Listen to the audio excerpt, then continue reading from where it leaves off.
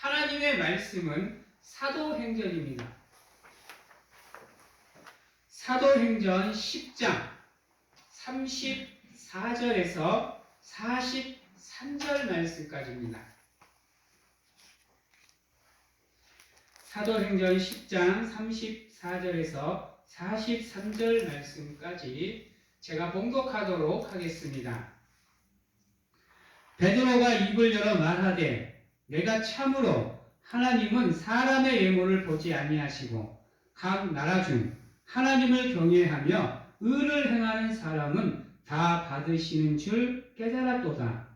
만유의 주 대신 예수 그리스도로 말미암아 화평의 복음을 전하사 이스라엘 자손들에게 보내신 말씀 곧 요한이 그 세례를 반포한 후에 갈릴리에서 시작하여 온 유대에 두루 전파된 그것을 너희도 알거니와 하나님이 나사렛 예수에게 성령과 능력을 기름 붓듯 하셨으며 그가 두루 다니시며 선한 일을 행하시고 마귀에게 눌린 모든 사람을 고치셨으니 이는 하나님이 함께 하셨음이라. 우리는 유대인의 땅과 예루살렘에서 그가 행하신 모든 일의 증인이라. 그들이 나무에 달아 죽였으나 하나님이 사흘 만에 다시 살리사 나타내시되 모든 백성에게 하신 것이 아니요 오직 미리 택하신 증인 곧 죽은 자 가운데서 부활하신 후 그를 모시고 음식을 먹은 우리에게 하신 것이라. 우리에게 명하사 백성에게 전도하되 하나님이 살아있는 자와 죽은 자의 재판장으로 정하신 자 곧 이 사람인 것을 증언하게 하셨고 그에 대하여 모든 선지자도 증언하되 그를 믿는 사람들이 다 그의 이름을 힘입어 제사함을 받는다 하였느니라. 아멘. 제가 앞에 부분을 봉독을 안 해드렸는데 오늘 말씀은 고넬료의 가정에서 베드로가 선포한 말입니다. 여러분, 고넬료는 어떻게 보면 로마의 백부장으로서 우리가 걷는 이 길과는 전혀 다른 삶의 길을 걷고 있던 사람이에요. 로마라 하면 이 시대에 이스라엘 민족들을 통치하고 있었던 나라입니다.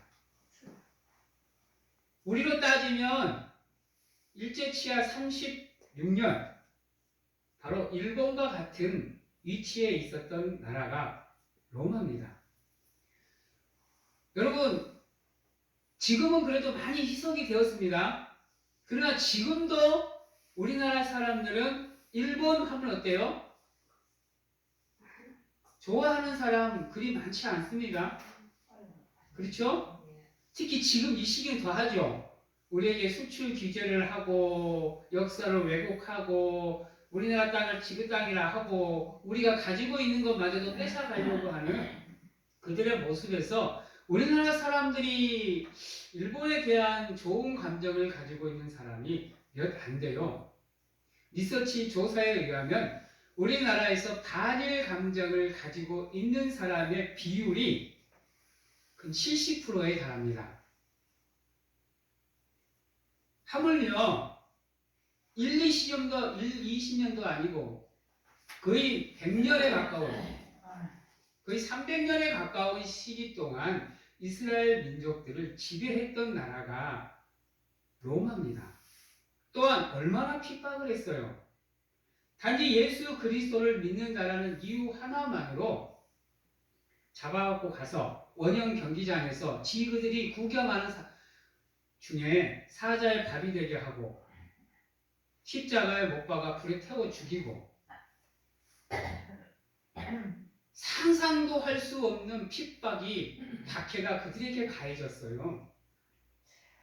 여러분, 예수 그리스도를 믿는다는 이유 하나만으로 감옥에 가두고 우리 같으면 진짜로 거짓말 안 되고 로마 사람 그러면 아마 미치고 환장하고 펄짝뛸걸요. 그 정도가 되면. 근데요, 이스라엘 민족들은 무슨 생각을 가지고 있었냐? 지금 이 시기까지만 해도 태초 창세부터 지금까지 이스라엘 민족들은 자기들만 하나님께 선택된 민족이라는 선민 사상을 가지고 살았어요. 그래서 세상에서 가장 존귀한 민족은 자기들이고, 그렇지 않은 민족들은 이방인이라 더러운 민족이라 쓸모없는 민족이라 취급을 해왔어요.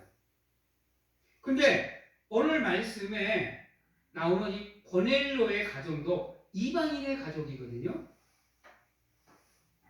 그러니까 이스라엘 민족들에게서 성령을 받는다, 하나님이 함께한다, 이것은 이스라엘 민족들에게만 국한이 된 거였어요. 오죽하면 사마리아인들조차도 이방인 취급당했다니까요. 사마리아인들조차도요.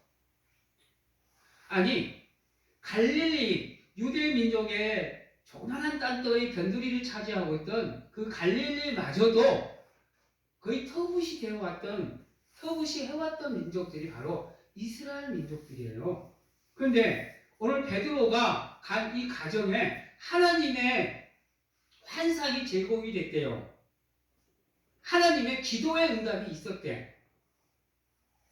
이 베드로가 처음에 고넬료 가족으로 버림을 받기 위해서 하나님께 환상을 받았을 때 하나님께 따졌다니까요.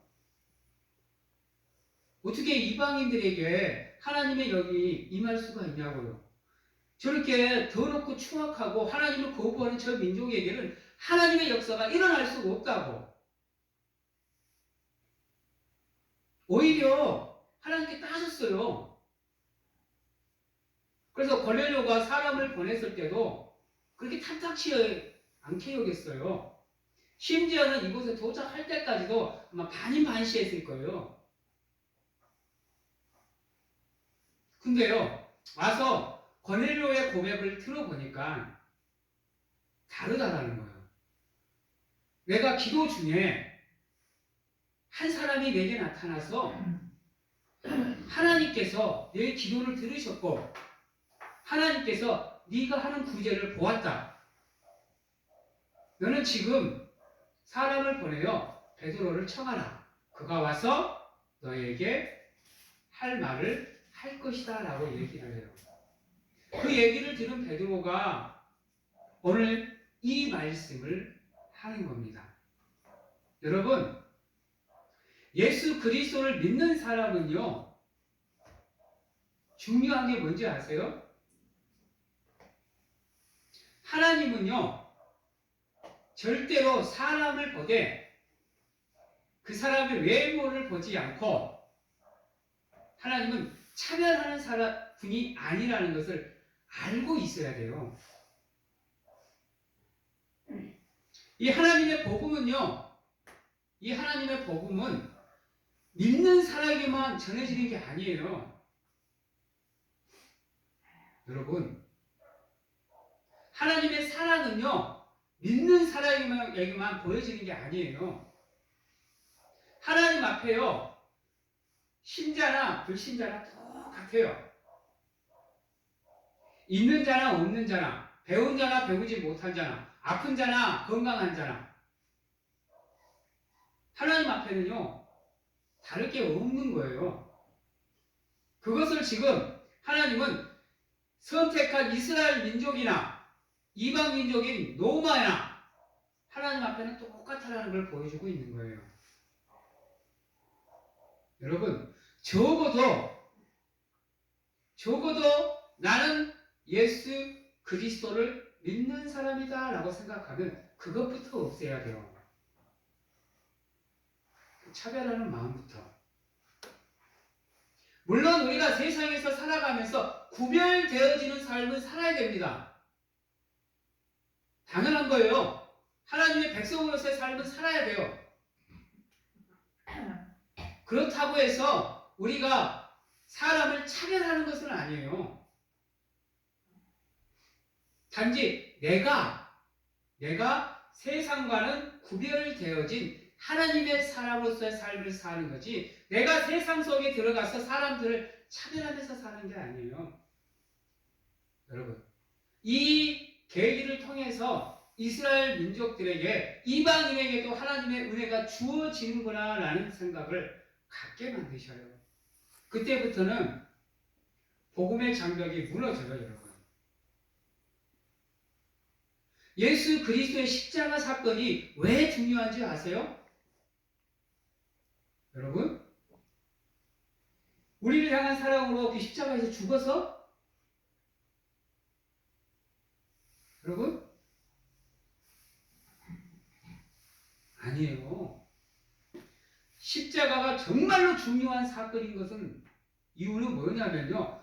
그것으로 인해서 그 예수 그리스도가 십자가에 못 박혀 돌아가심으로 인해서 무엇이 갈라졌어요? 성전의 휘장이 갈라졌어요. 여러분, 물론 십자가 사건은 구원의 사건입니다. 그 구원의 사건이 되는 이유는 무엇인지 아세요?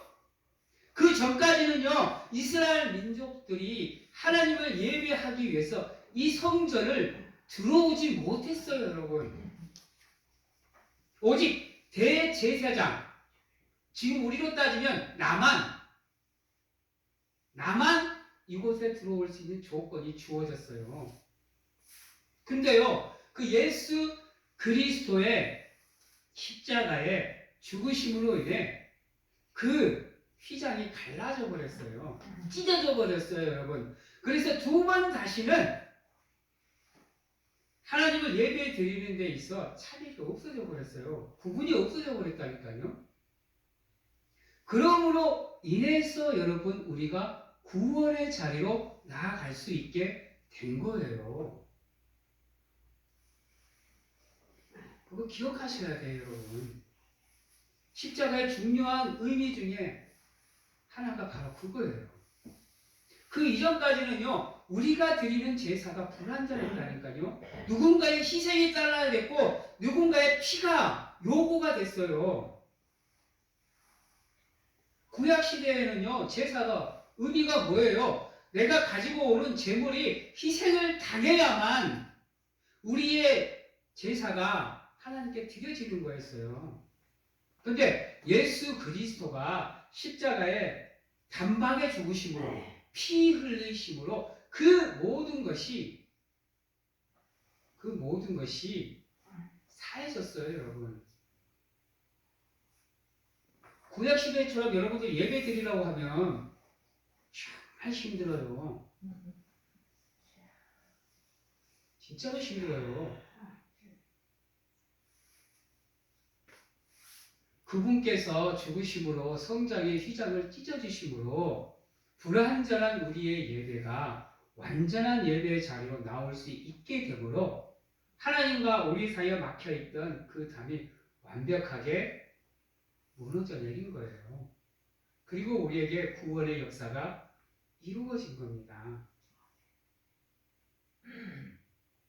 고로 적어도 하나님을 믿는 자녀라고 한다면, 그분의 이름을 아는 사람이라고 한다면 어느 누구도 차별하지 않는 삶을 사셔야 돼요. 태초로부터 지금까지 하나님은 어느 한 사람도 차별하지 않았어요.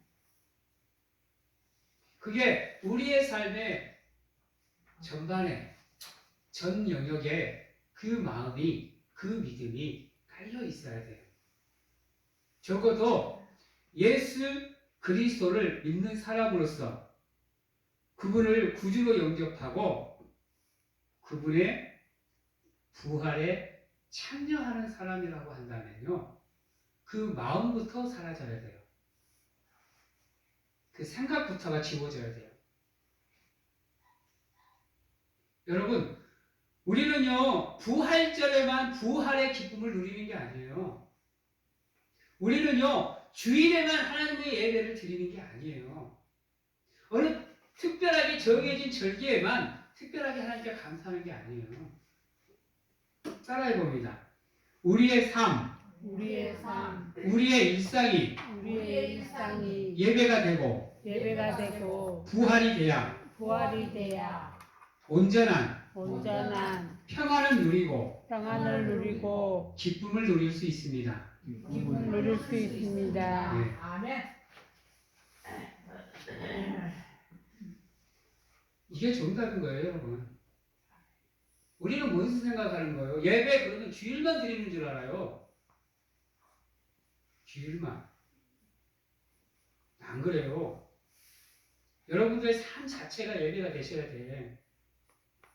하나님께서는 절대로 삶과 믿음을 구분하시지 않았어요. 하나님이 원하시는 믿음은 뭐냐? 믿음과 삶이 일치하는 거예요. 믿음과 삶이 일치하는 건 뭐냐? 바로 우리의 삶의 전반이 예배 안에 있는 거예요. 예배 안에. 그래야 그게 구분이 안 되는 거예요. 주일만 예배 드리고 저 문 밖을 나서면 개차반의 삶을 사는 그러한 믿음, 그러한 삶을 하나님은 원하시지 않아요. 그리고 그러한 삶은요, 그러한 믿음은 오래 유지될 수가 없어요, 여러분. 결정적인 순간에 무너져 내릴 수밖에 없어요, 그런 삶은. 아세요? 나는 정말로 화를 안 내고 싶어. 사람들 앞에서 정말로 온유한 사람이고 싶어. 부드러운 사람이고 싶고, 좋은 말만 하고, 사랑하는 모습만 보여주고 싶고, 아름다운 모습만 보여주고 싶은데, 내 삶이 전반이 예배가 안 되면요, 못 지켜요, 여러분. 우리 인간의 꼬라지가 얼마나 더러운데요. 잘 누르다가도요, 결정적인 순간에 욱 하면요, 그때는 감정 조절 안 돼요. 화가 주체가 안 되고 분노가 주체가 안 돼요, 여러분. 저도 그래요, 저도 사람이다 보니까 사모님한테 물어보세요. 한 번씩 뚜껑 열리면요, 우리 집안 숨도 못 쉽니다. 죄송합니다.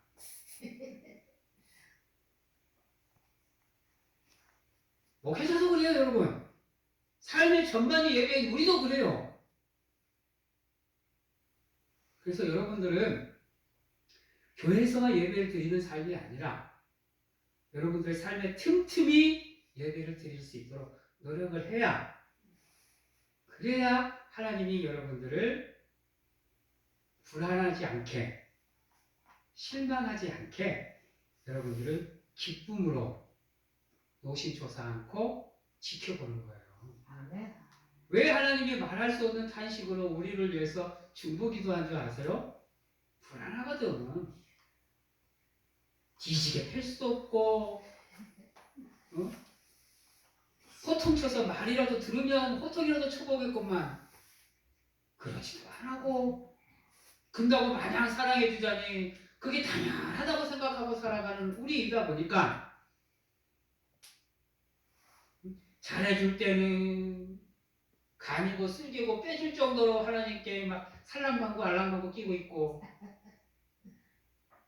그러지 않을 때는 도끼 눈 뜨고 하나님 째려보면서 하나님 그럴 수 있냐고 따지고 있고, 그러니까 하나님께서 말할 수 없는 탄식으로 혹여나 우리가 흔들리고 무너지고 좌절하고 방황할까 봐서 말할 수 없는 탄식으로 기도하는 가운데 우리를 바라보고 계시는 거예요. 아멘. 하나님께 불안함을 안 주기 위해서는요, 우리가 내 삶의 순간순간 준비되어지는 삶을 사셔야 돼요. 그래야 내가 컨트롤이 되는 거예요. 누구 안에서요? 하나님 안에서. 천에 없는 성자라도 있잖아요. 응? 아닌 것이 되는 상황이 되면 폭발해요. 여러분, 여러분의 삶의 자체가 예배가 되고 부활이 되셔야 여러분들의 삶에 소망이 있게 됩니다. 아멘. 예. 예수 그리스도로 인해서. 아멘. 오늘 고넬료도 어떻게 보면 이스라엘 민족들이 보면 축복의 자리에 있을 수 있는 가정이 아니에요. 그럼에도 불구하고 하나님께서는 고넬료를 지켜보셨다잖아요. 하물며 하나님을 사랑하는 여러분들인데 고넬료보다 더하면 더했지 더 하시지 않을 거 아니에요.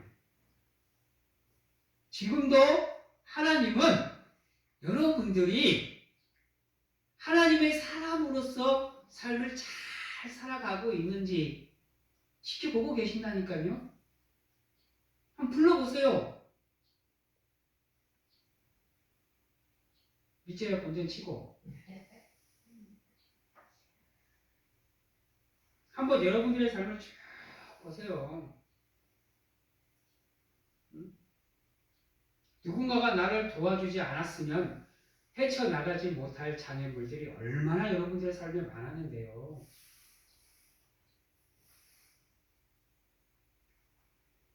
순간순간 여러분들이 기도할 때마다 순간순간 여러분들이 하나님의 이름을 부를 때마다 여러분들을 불쌍히 여기시고 긍휼히 여기시는 자비의 하나님이 여러분들을 순간순간 도와주셨다니까요. 그 은혜에 감사하는 삶을 살고 매 순간순간 하나님께 감사하고 싶으면 여러분들의 삶이 곧 하나님의 은혜 아래 머무는 여러분들의 삶이 하나님의 은혜의 장막에 머물 수 있는 삶으로 여러분들 매 순간순간 노력하셔야 돼요. 아멘. 또한요, 우리가 믿는 예수 그리스도의 부활은요, 여러분 부활절에만 믿는 게 아니에요. 여러분들 부활이 뭐라고 생각하세요? 그냥 예수님이 십자가에서 죽고 다시 살아난 거? 그것도 부활이 맞습니다. 그러나 여러분 부활은 곧 믿음이에요. 아세요? 여러분 믿음이 뭐예요? 예수 그리스도가 사망의 권세를 이기고 생명의 권세로 다시 살아나신 것처럼 우리가 예수 그리스도 안에 지난 과거의 삶을 완벽하게 청산하고 하나님으로서만 살겠노라고 확신하고 결단하는 가운데 하나님 앞으로 나오는 것, 이게 믿음이에요. 고로 이것이 부활이라는 거예요. 부활신앙이라는 거 다른 거 아니에요, 여러분. 거창하게 내가 죽고 다시 사는 게 아니라니까요. 내가 여러분 예수 그리스도와 함께 과거의 삶을 청산하고 이제는 하나님 새롭게 하나님과 함께하는 삶으로 앞으로의 나의 삶을 채워가겠습니다 라는 고백이 믿음이고 그게 부활에 참여하는 살아있는 성도들의 믿음의 모습인 거예요. 물론 인간이다 보니까 흔들려요. 흔들릴 수밖에 없어요, 여러분. 흔들리는 삶을 살 수밖에 없어요. 화도 낼 수밖에 없고요. 분노할 수밖에 없고요. 슬픔을 느끼며 살아갈 수밖에 없고요. 아픔을 느끼면서 살아갈 수밖에 없고 시련과 고난과 고통과 아픔을 다 느끼면서 살아가야 할 존재가 우리라는 것 여러분 이건 변함이 없는 진리예요. 우리가 이 땅에 머무는 한은요. 그럼에도 불구하고 하나님이 우리에게 원하는 믿음은 그럴지라도 너의 삶이 그렇게 힘들고 아프고 고통스럽고 막막하고 답답하고 미치고 환장하고 펄짝 뛰고 세 번 덧뛸 그러한 삶의 현장일지라도 너희들이 나를 저 아니고요. 하나님은 나를 찾아주기를 기다리시는 분이 하나님이세요. 아멘. 적어도 믿음을 가지고 있는 사람은요. 내 앞에 시련과 고통이 다가오더라도 무너지지 않아요, 여러분. 잠시 잠깐 흔들릴 수도 있어요. 인간이다 보니까. 그러나 무너지지는 않는다는 거예요. 그 믿음이 깨지지는 않는다는 거예요. 그 믿음이 사라지지는 않는다는 거예요. 여러분, 여러분의 삶이 힘드시거든 더 간절하게 하나님을 찾으세요. 더 간절하게 그 삶의 현장에서 하나님을 예배하세요. 아멘. 더 간절하게 그 하나님의 부활의 영광에 참여하기 위해서 노력하세요. 우리가 할 수 있는 최고의 방법은 그겁니다. 내가 어떻게 해보려고 하지 마세요. 물론 하나님께서는 우리가 가지고 있는 것들을 믿음의 도구로 사용하십니다. 내가 가지고 있는 능력들을 믿음의 도구로 사용하시고 나를 믿음의 도구로 사용하셔요. 기도하시는 가운데 하나님을 위한 삶을 사시다 보면 때에 따라 하나님께서 여러분들에게 힘을 공급해 주시고 은혜를 공급해 주시고 능력을 공급해 주시는 거예요. 아멘. 그것으로 여러분들의 삶을 하나님이 원하는 삶으로 만들어 가시는 거예요. 세상에 존재하는 그 모든 것도 하나님이 믿음의 도구로 다 사용하십니다. 문제는 뭐냐? 그것을 나의 욕망대로, 탐욕대로, 욕심대로 사용하지 않는 거예요.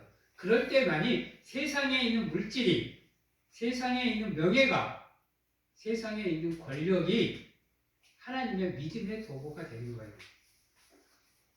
왜 돈을 일만하게 뿌리라고 말하는 줄 아세요? 여러분? 우리 욕심대로 사용하니까. 탐욕대로 사용하니까. 이번에 그 계곡 그 살인사건 아시죠? 이은혜, 조현수. 결국은 돈이잖아요. 자기 욕심에 욕망에 따라 사용을 하니까요. 그러니까 여러분 록펠러 아세요? 미국의 부자. 그가 한때는 죽음을 앞뒀던 사람이라는 거 아세요? 그 엄청난 부를 쌓았음에도 불구하고 그가 시한부 인생을 선도받았어요. 근데 지금도 살아 계시잖아요, 그분. 그가 뭐라고 결심한 줄 아세요? 어차피 내 삶이 그것밖에 남지 않았다고 한다면 내가 가지고 있는 모든 것을 하나님을 위해서 쓰리라. 그리고 그가 자기가 가지고 있는 모든 것을 다 하나님을 위해서 쓰기 시작했어요. 지금도 살아있잖아요. 30-40년이 흘렀는데도 불구하고요. 세상의 거라고 다 나쁜 게 아니에요, 여러분. 어차피 세상은요, 하나님이 우리에게 축복으로 주신 거예요. 은혜로 주신 거예요. 왜요? 이 세상의 주인이 하나님이시고 이 세상을 만드신 분이 하나님이시잖아요. 그리고 그곳에다가 우리를 창조해서 두셨잖아요. 그리고 그 세상을 우리 보고 뭐 하라 그랬어요? 다스리라 그랬잖아요. 정복하라 그랬잖아요. 그것을 우리에게 하나님이 선물로 주셨다니까요. 그래서 세상은 나쁜 게 아니에요, 여러분. 세상의 것을 누리고 살아가는 우리가 나쁜 게 아니라니까요.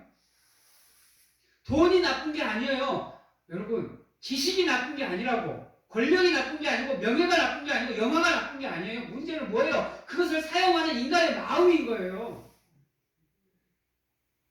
내가 어떠한 목적으로 그것을 사용하느냐에 따라서 그게 값어치가 있느냐 없느냐가 결정이 되어버린다니까요. 여러분들 세상에서 세상 거 누리면서 살아가세요. 그러나 그 모든 것을 누리시되 누구 안에서? 하나님 안에서 누리셔요. 그러면 여러분 문제가 안 돼요. 문제는 뭐예요? 하나님은 사라지고 내가 그 자리에 들어가니까 문제가 되는 거예요. 더 많이 버세요, 여러분. 많이 버시라고 마음껏 쓰고 사세요. 마음껏. 여러분들 기독교인이라고 정계 진출 안 하는 거 아니에요. 대통령도 돼야 돼요. 국회의원도 되시고, 뭐 우리 시장님, 군수님, 이장님, 통장님 다 되셔요. 문제는 뭐예요? 하나님의 은혜 안에서 그것들을 누리세요. 그게 일상이 예배인 사람의 모습이고요. 일상이 부활에 참여하는 사람의 모습인 거예요. 지금 여러분들의 그 삶 자체가 무엇이 되어야 되느냐? 예배가 되고 부활이 되셔야 된다는 거 잊지 마세요. 아멘. 그럴 때만이 여러분들이 가지는 거, 여러분들이 누리는 게 가치가 있어지는 거예요. 여러분, 지금 이 자리에 계시는 분 적게는 60년, 길게는 80년, 90년을 살아오신 분들이에요. 저야 뭐 아직 어려서 그 축에는 못 끼겠지만 그 삶을 살아오신 여러분들이시기에 누가 뭐라 그래도 하나님이 나와 함께 하심을 알고 계시는 분들이기에 늘 그분의 은혜 안에 머물 수 있도록 노력하시는 사랑하는 성도님들이 되신다고 한다면 정말로요, 여러분들로 인해서 하나님이 기뻐서 춤추며 펄짝펄짝 뛰는 모습을 여러분들이 보시게 될 거예요. 아멘. 기도하면 기도하는 대로, 찾으면 찾는 대로, 구하면 구하는 대로, 두드리면 두드리는 대로 하나님께서 모든 것을 허락하시겠다고 했습니다.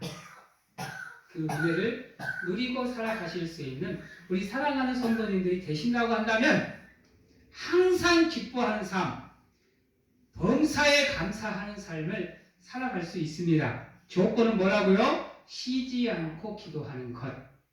말을 바꾸면 여러분들의 삶이 예배가 되는 것, 아멘. 부활이 되는 겁니다. 아멘. 그것을 기억하시고 누가 뭐라 그래도 하나님의 은혜 안에 머무는 삶을 통해서 여러분들의 삶 그 자체가 부활의 영광에 참여하는 귀한 성도들의 삶이 다 되시기를 우리 주 예수 그리스도의 이름으로 축원합니다. 아멘. 기도하겠습니다. 사랑의 하나님 감사합니다. 부족하고 연약하지만 주의 부활을 기념하여 하나님의 전에 나와 예배합니다. 하나님, 부활절에만 부활을 기념하는 삶이 아니라 우리의 삶이, 우리의 일상이 부활이 되게 하여 주시옵소서. 아멘. 예배가 되게 하여 주시옵소서. 아멘. 기도의 자리가 되게 하시고 은혜의 자리가 되게 하시는 가운데 항상 기뻐하고 범사에 감사하는 삶을 통해서 하나님이 우리에게 허락하신 그 크고도 놀라운 복을 마음껏 누리며 살아가는 우리의 삶이 되고 또 우리의 삶으로 준비가 되어져 갈 수 있도록 하나님 축복하여 주시옵소서. 아멘. 지금은 우리를 죄에서 구원하시기 위해 이 땅에 오신 예수 그리스도의 은혜와 세상 끝날까지 우리와 함께 하시는 가운데 안아주시고 품어주시는 하나님 아버지의 사랑하심과 세상 어느 곳에 가서 무엇을 하든지 간에 우리를 지키시고 보호하시는 성령님의 교통하심이 오늘 이 자리에서 온전히 우리의 삶이 하나님의 부활이 되고자 또 하나님을 예배하는 삶이 되고자 확신하고 결단하는 귀한 하나님의 성도님들 머리 위에와 가정과 직장, 자녀와 건강 위에 지금부터 영원토록 함께 하시기를 축원하옵나이다. 아멘.